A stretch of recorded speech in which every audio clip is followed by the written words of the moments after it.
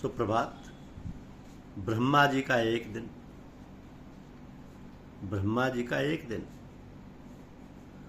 जो मनुष्य ब्रह्मा जी के 1000 चतुर्युगी वाले एक दिन को और 1000 चतुर्युगी वाली एक रात्रि को जानते हैं, वे मनुष्य ब्रह्मा के दिन और रात को जानने वाले हैं।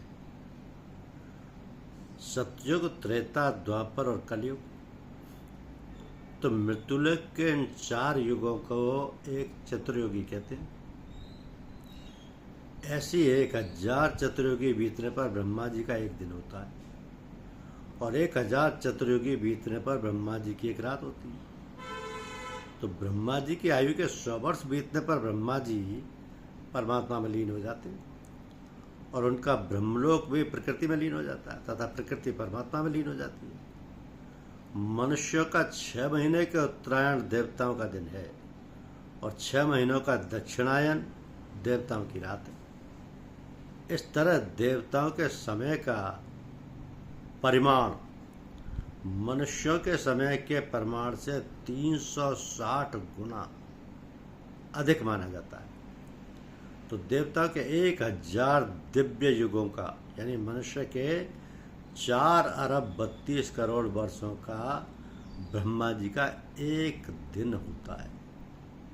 फिर से समझ लीजिए कि देवताओं के 1000 दिव्य युगों का मनुष्यों के 4 अरब 32 करोड़ वर्षों का ब्रह्मा जी का एक दिन होता है और उतने ही दिव्य युगों की एक रात होती है। तो ब्रह्मा जी के इसी दिन को कल्प या सर्ग कहते हैं और रात को प्रलय कहते हैं। तो ब्रह्मा जी के दिन और रात को लेकर जो सर्ग और प्रलय होते हैं उनको जानिए कि ब्रह्मा जी के दिन के आरंभ काल में अव्यक्त यानी ब्रह्मा के सूक्ष्म शरीर से संपूर्ण शरीर पैदा होते हैं और ब्रह्मा जी की रात के आरंभ काल में उस अव्यक्त नाम वाले ब्रह्मा के सूक्ष्म शरीर से कितने ही शरीर भी लीन हो जाते हैं।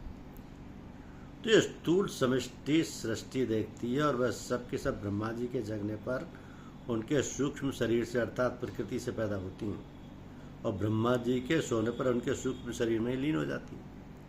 तात्पर्य यह हुआ कि ब्रह्मा जी के जगने पर तो सर्ग होता है और ब्रह्मा जी के सोने पर प्रलय होता है। जब ब्रह्मा जी की 100 वर्ष की आयु बीत जाती है तब महाप्रलय होता है, जिसमें ब्रह्मा जी भी भगवान में लीन हो जाते हैं। तो महाप्रलय का समय बीतने पर ब्रह्मा जी भगवान से प्रकट होते हैं तो महासर्ग का आरंभ होता है। धन्यवाद।